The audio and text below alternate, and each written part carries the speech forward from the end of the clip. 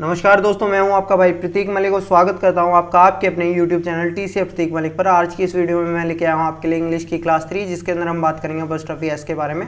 Video start करने से पहले अगर आपने अभी तक हमारे KVS प्रिपरेशन बैच में रजिस्ट्रेशन नहीं करवाया है तो आप दिए गए व्हाट्सएप नंबर 8076392717 पर व्हाट्सएप कर सकते हैं। व्हाट्सएप में लिखना होगा आपको अपना नाम और साथ में लिखना होगा KVS प्रिपरेशन, ये लिखकर आपको भेज देना है। जैसे ही आप भेजेंगे उसके साथ ही 8 दिन बाद जैसे ही आपका बैच पूरा होगा, हमारा 250 बच्चों का एक बैच रहता है, वो बैच पूरा होते ही आपको पर्सनल गाइडेंस मिलनी स्टार्ट हो जाएगी। आपके साथ कुछ नोट्स शेयर किए जाएंगे, स्मार्ट स्ट्रेटेजी शेयर की जाएगी जो आपके अकॉर्डिंग होगी, आपके लेवल के अकॉर्डिंग होगी, आपकी स्ट्रेंथ और वीकनेस को देख के होगी। ठीक है, तो चलिए वापस हम टॉपिक पे आते हैं। देखिए एपोस्ट्रोफी अगर मैं बताऊं तो आप इंग्लिश के अंदर 2 जगह पढ़ेंगे। एक तो एपोस्ट्रोफी एस जिसके बारे में हम बात कर रहे हैं। देखो एपोस्ट्रोफी एस होता क्या है, जैसे आपने डोंट पढ़ा होगा, डोंट, ठीक है, एक सेकेंड, डोंट, तो ये जो सिंबल होता है ना, ये वाला, ये जो हम लगाते हैं, ये आपका एपोस्ट्रोफी होता है। ठीक है, ये क्या है, इसके अंदर हमने किसका यूज किया है,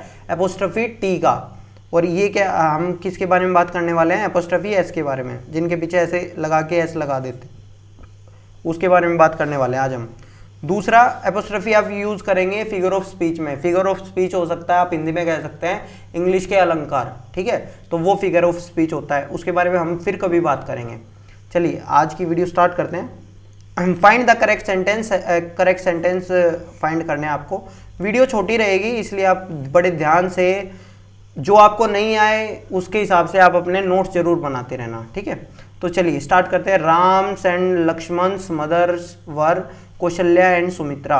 ठीक है, तो ये ठीक है या गलत है? आई होप आपने अपना आंसर देख लिया होगा वीडियो को पॉज करके। अगर नहीं देखा तो चारों में से देख लो कि ठीक है कौन सा गलत है।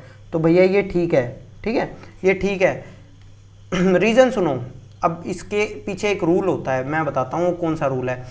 अगर मान लो मैं यहाँ कहता Ram and Lakshman father was Dashrath, ठीक है, तो ये जो राम के पीछे एपोस्ट्रोफी एस लगा हुआ ना, ये हट जाता और खाली लक्ष्मण के पीछे रहता। आया समझ में?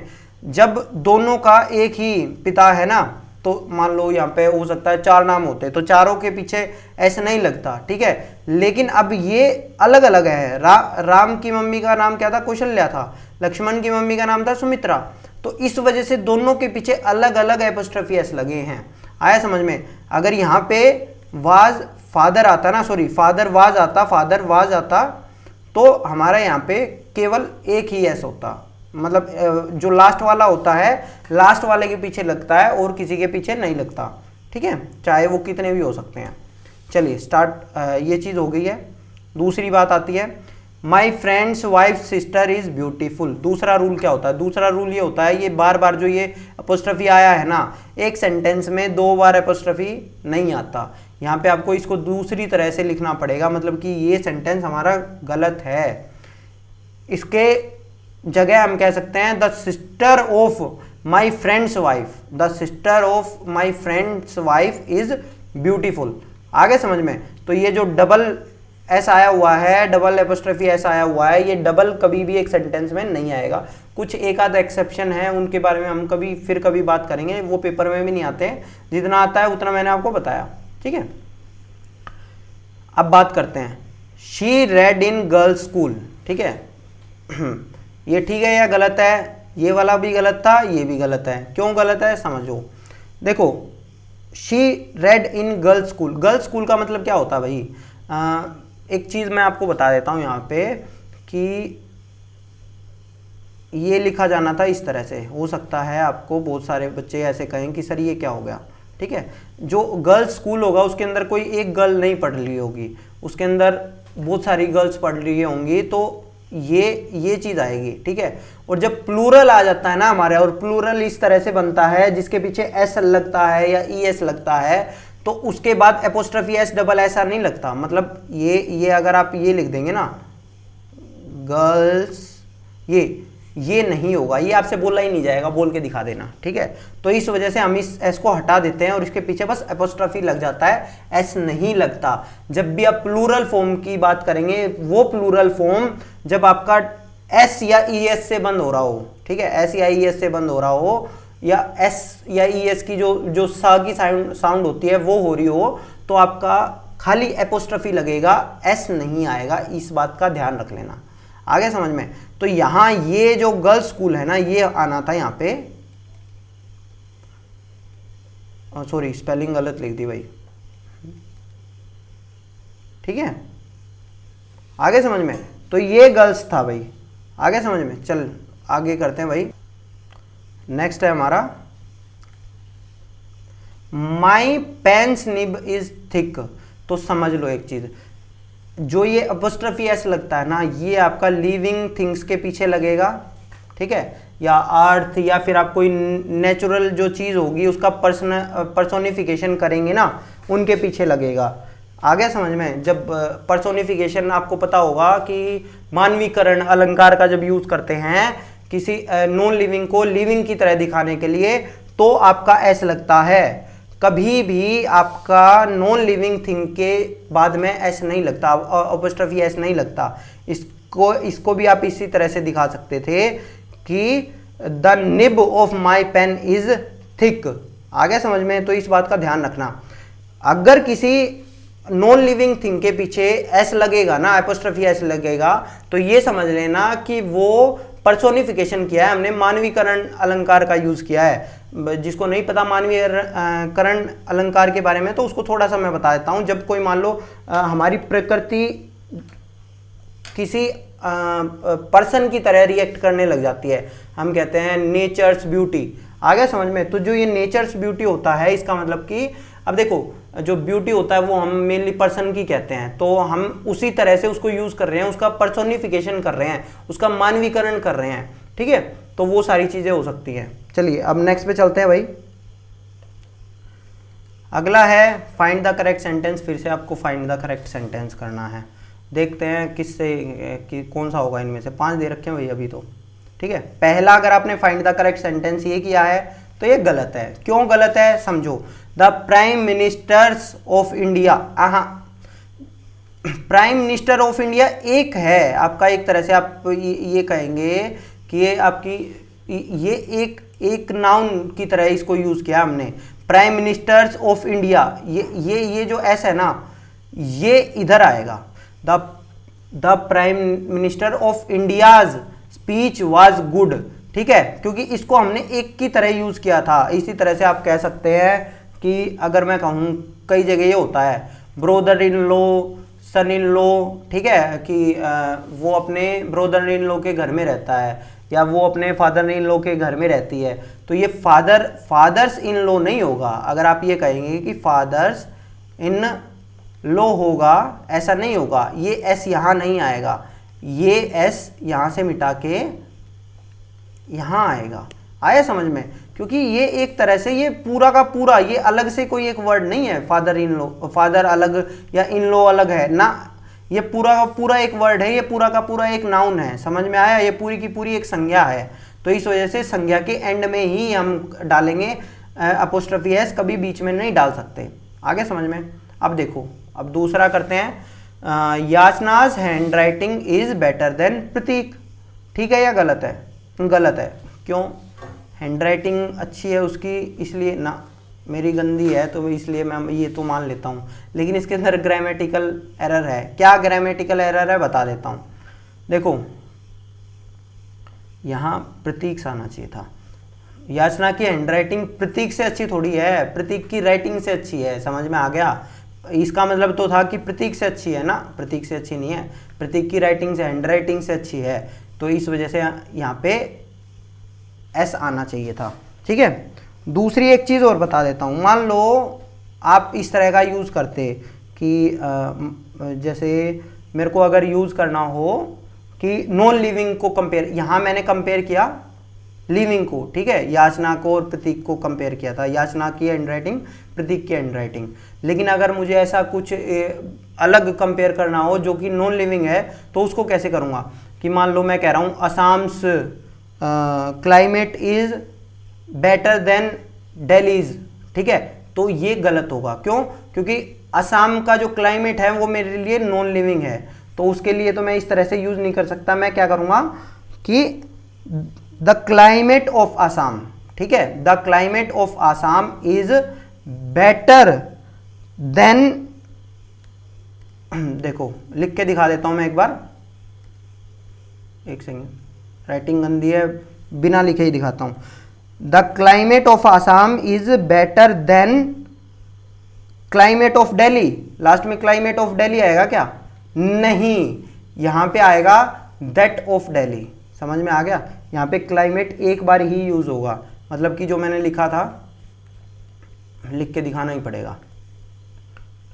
ये देखो, the climate of Assam is better then the climate of Delhi, दोबारा नहीं लिखोगे, यहां पे लिखोगे दैट ऑफ दिल्ली। इस बात का ध्यान रखना। आया समझ में? ना तो इसको इस तरह से लिख सकते हैं, Assam climate is better than Delhi's, क्योंकि ये नॉन लिविंग है हमारे लिए, तो इसको हम इस तरह से नहीं लिख सकते। लेकिन यहां हम इस तरह से लिख सकते हैं कि the climate of Assam is better then that of Delhi. ठीक है, द क्लाइमेट दोबारा नहीं आएगा, इस बात का ध्यान रखना। ठीक है, आगे आते हैं। World teachers day is celebrated on 5 अक्टूबर। अगर आपने इसको चूज किया है राइट, तो भैया ये गलत है। देखो आपको एक बहुत बेहतरीन चीज बताता हूं, ये शायद बहुत लोगों को नहीं पता होगा।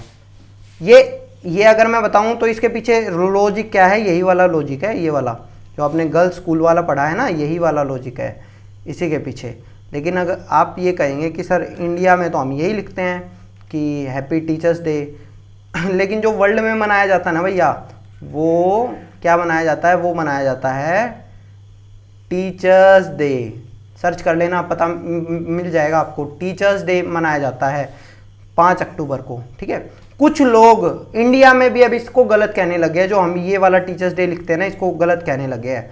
क्योंकि ये स्टार्ट तो देखो, स्टार्ट तो अगर मैं आपको बताऊं तो ये जो स्टार्ट किया गया था ना, ये जो हमारे सर्वपल्ली राधाकृष्णन जी, जो हमारे जिनके वजह से हमारा स्टार्ट किया गया था, ये जो हमारे सेकंड प्रेसिडेंट रहे थे, उनके स्टूडेंट ने बहुत पहले स्टार्ट किया गया था। उन्होंने बहुत पहले स्टार्ट किया था कि ये हमारे टीचर का दिन है। तो उस टाइम पे तो ये बिल्कुल ठीक था, टीचर्स डे। वो अपने टीचर का दिन मनाते थे, वो अपना, उनका एक ही टीचर रहा होगा तो उसी का ये दिन मनाते थे कि उनका बर्थडे है तो उनका दिन है। जैसे मैं कहता हूँ कि मेरा, मान लो मेरा बर्थडे आता है तो मैं कहता हूँ वो मेरा दिन होता है। ठीक है, तो ये उनके लिए ये बनाया गया था। लेकिन जैसे ही 1962 में इसको एक वाइल्डली लिया ना, हमने मनाना स्टार्ट किया, तो हम बस उनके बर्थडे को नहीं मना रहे, हम बाकी टीचर्स के लिए भी चीज़ें मना रहे हैं। तो इसको दोनों तरह से यूज़ किया जाता है कि अगर जो लोग ये लिखते हैं टीचर्स डे, तो वो किसी एक टीचर्स की बात कर रहे हैं। ठीक है, लेकिन जब हम बात करते हैं वर्ल्ड टीचर्स डे की, तो इसका तो रेफरेंस ही अलग है। इसका तो मतलब है कि हम जितने भी टीचर्स हैं उन सब के लिए मना रहे हैं, तो ये गलत होता है। यहाँ पे आया समझ में? फिर मैं बता रहा हूं, इंडिया के अंदर दोनों सही माने जाते हैं, टीचर्स डे भी माना जाता है और वो जो टीचर्स डे है ये भी माना जाता है। ये लिखने वाले लोग ये कहते हैं कि हम सारे टीचर्स के लिए मना रहे हैं। ठीक है, और ये लिखने वाले लोग ये कहते हैं कि हम किसी एक बंदे के लिए बना रहे हैं, जो कि मान लो उनका बर्थडे था इसलिए हम उनके लिए बना रहे हैं। तो दोनों के अंदर डिफरेंस है, समझ लेना। ये इसके अंदर इंडिया के पर्सपेक्टिव में दोनों चीज़ें ठीक हो सकती हैं, लेकिन वर्ल्ड के पर्सपेक्टिव में दोनों चीज़ें ठीक नहीं होती। इसी तरह से अगर मैं अब बताऊं आपको, अब आप कहेंगे children's day, children's day, sir ये लिखा जाता है, बिल्कुल लिख सकते हैं ये, क्योंकि चिल्ड्रंस आपका एस लगा के नहीं बनता आपका, तो इस वजह से आपका जो ये प्लूरल वर्ड है, ये प्लूरल वर्ड एस लगा के नहीं बना हुआ। जबकि आप लिखेंगे, अगर वीमेंस डे लिखेंगे, वीमेंस डे भी आप इसी तरह से लिखेंगे। ठीक है, वीमेंस डे लिखेंगे। लेकिन जब आप लिखते हैं मदर्स डे, ठीक है, मदर्स डे बहुत सारे लोग गलत लिख देते हैं, ये मदर्स डे होता है मेरा। ठीक है, कि हम अपनी माताओं के लिए मना रहे हैं। अगर आप मदर्स डे अपनी अकेली माता के लिए बना रहे हैं, तो आप वो वाली चीज लिख सकते हैं कि एपोस्ट्रोफी एस यहां लग जाएगा।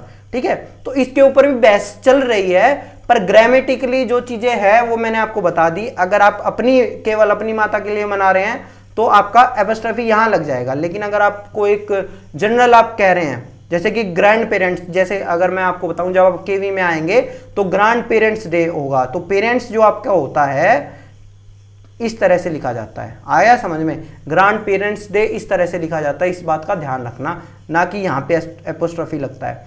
तो ये चीज़ें बहुत ध्यान रखने वाली हैं, तो इन चीज़ों का आपको पता होना चाहिए। आगे करते हैं।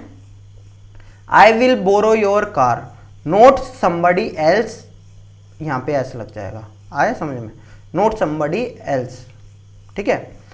अगर मान लो यहाँ पे होता समबडीज, ठीक है, और यहाँ मैंने कहा समबडी एल्स, तो यहाँ लग जाएगा हमारा, जब एल्स आ गया ना, एल्स के बाद में एपोस्ट्रोफी एस लगता है, ना कि समबडीज एल्स पे नहीं लगेगा, यहाँ बीच में नहीं लगेगा। आया समझ में, ये सेम वही वाला है जो इसके अंदर चीज़ें थी, ठीक है। चलिए नेक्स्ट पे चलते हैं। फिर कुछ चीज़ें ऐसी हैं जैसे कंसाइंस हो गया, कंसाइंस सेक हो गया, गुडनेस सेक हो गया, तो इनके पीछे ये भी ये हमारा ठीक है, ठीक है, इनमें से ये ठीक है, फाइंड द करेक्ट वन, तो ये है for conscience sake, for goodness sake, तो ये वाला हमारा ठीक है कि जब हमारा सा का आवाज आ रहा है ना, जिसमें सा हो गया, मान लो यहाँ भी मैं एस लगा देता तो इसके अंदर सा कई बार हो जाता, यहाँ भी सा है, यहाँ पे भी सा हो जाता, सा कई बार हो जाता, ठीक है, इसमें भी सा है, यहाँ भी एस लगा देता, यहाँ भी एस हो जाता। तो इस चीज को हटाने के लिए हम एक एपोस्ट्रोफी एस हटा देते हैं और यहाँ खाली एपोस्ट्रोफी का यूज करते हैं, ठीक है दोस्तों। तो आई होप आपको ये वाली चीजें क्लियर हुई होंगी एपोस्ट्रोफी के बारे में, ठीक है। बाकी मैंने आपको बताया कि आपको अगर बुक्स से देखना है, बुक आपको रेफर करनी है, तो आप रेन एंड मार्टिन देख सकते हैं। रेन एंड मार्टिन के अंदर है भैया ये एग्जाम्पल, ये मैंने कहाँ से लिए मैं बता देता हूँ आपको। रेन एंड मार्टिन है, इसी तरह से आपका प्लिंथ ऑफ पैरामाउंट है, आपकी जो बुक आती है वहाँ से आप देख सकते हैं, मैंने खुद वहाँ से पढ़ा हूँ मैं, ठीक है। रेन एंड मार्टिन कभी मैं स्कूल टाइम पे पढ़ता था, प्लिंथ ऑफ पैरामाउंट मैंने बाद में आके देखी है, तो दोनों बुक्स अच्छी हैं, मैं दोनों बुक्स की हेल्प लेता हूँ ग्रामर पढ़ने के लिए, ठीक है।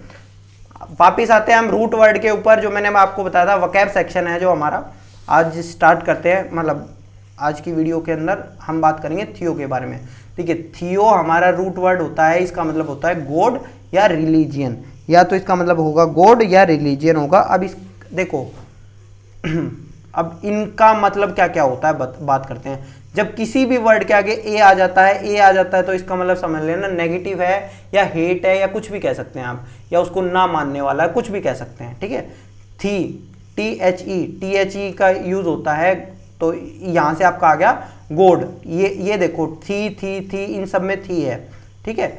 अभी थी का मतलब तो ये है कि गॉड तो या रिलीजियन तो जरूर है। अब ISM हमारा एक रूट वर्ड होता है, या आप ये सफिक्स कह सकते हैं। इसका मतलब क्या होता है, देखिए ISM का मतलब होता है या तो कोई सिस्टम होता है, या कोई कम्युनिटी भी कह सकते हैं, या आप कोई कंडीशन कह सकते हैं, या कोई बिलीफ कह सकते हैं।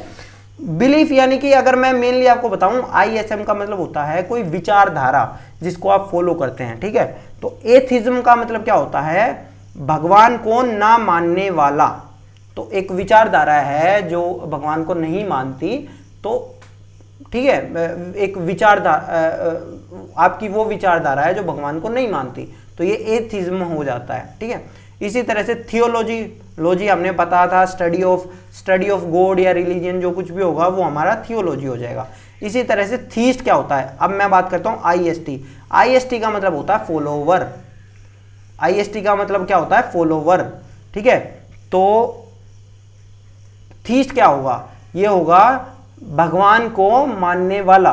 देखो थीज्म और थीस्ट के अंदर डिफरेंस क्या है, थीज्म एक विचारधारा है, आया समझ में, थीज्म एक विचारधारा है, आप जिसके भी पीछे ISM हो जाएगा, हिंदुइज्म हो सकता है, कुछ भी हो सकता है, तो ये एक विचारधारा है, ठीक है, कि ये किसी की एक सोच है, ये किसी का एक सोचने का तरीका है, आप कुछ भी कह सकते हैं। लेकिन जब IST लगा देता हूं, IST मैं किसी एक बंदे के बारे में बात कर रहा हूं, यानी कि आप फॉलोवर हो, आया समझ में, तो हमारे ये थीस्ट क्या होगा, जो भगवान को मानता है। ये एथिज्म क्या है, एक विचारधारा है जो भगवान को नहीं मानती, आया समझ में। इसी तरह से आते हैं आपका पॉलीथीस्ट हो सकता है, ये मोनोथीस्ट भी हो सकता है। मोनो का मतलब होता है एक, पोली का मतलब होता है बहुत, तो जो बहुत भगवानों को मानता है वो पॉलीथीस्ट हो सकता है, कि मोर देन वन भगवान को जो मानता है। इसी तरह से जो मोनोथीस्ट हो सकता है वो केवल एक भगवान को मानता है, तो ये हो सकता है आपका। इसी तरह से पेनथीस्ट हो सकता है, पेन का मतलब होता है ऑल, पेन जो ये पेन है ना, पेन रूट वर्ड है, पेन का मतलब होता है ऑल, तो जो हर भगवान को मानता है वो होता है पेनथीस्ट, ठीक है। इसी तरह से थियोक्रेसी, अब देखो ये जो क्रेसी है ये भी हमारा एक रूट वर्ड है, इसके बारे में भी शायद मैं अगली क्लास में बताऊं आपको। क्रेसी का मतलब होता है गवर्नमेंट, गवर्नमेंट। क्रेसी का मतलब क्या होता है, गवर्नमेंट होता है। जैसे आपने डेमोक्रेसी पढ़ा होगा, ऑटोक्रेसी पढ़ा होगा, ठीक है, उसके अंदर क्रेसी वर्ड लिखा होता है, इसका मतलब होता है गवर्नमेंट। तो थियोक्रेसी का मतलब क्या है, यानी कि जो किन की गवर्नमेंट, पंडितों की गवर्नमेंट, या कुछ भी आप प्रीस्ट की गवर्नमेंट कह सकते हो आप, मतलब जो भगवान से जुड़े हुए लोग हैं ना, इनकी गवर्नमेंट आप कह सकते हो। तो ये हमारा होता है थियोक्रेसी। आगे समझ में? तो आई होप आपको ये चीज़ें समझ में आई होंगी और आपने अच्छे से नोट किया होगा। धन्यवाद। अगर आपने लास्ट तक हमारी ये वीडियो देखी है तो मैं एक क्वेश्चन दे रहा हूं आपको, वो उसका आंसर देना है, ठीक है। तो चलिए, जिसके पीछे क्रेसी वर्ड आता है ऐसे 5 वर्ड आपको लिख के बताने हैं और उनका मीनिंग भी आपको साथ में लिख के बताना है, ठीक है दोस्तों। धन्यवाद। आपका दिन शुभ रहे। मैं था आपका भाई प्रतीक मलिक, आप देख रहे थे TCF प्रतीक मलिक।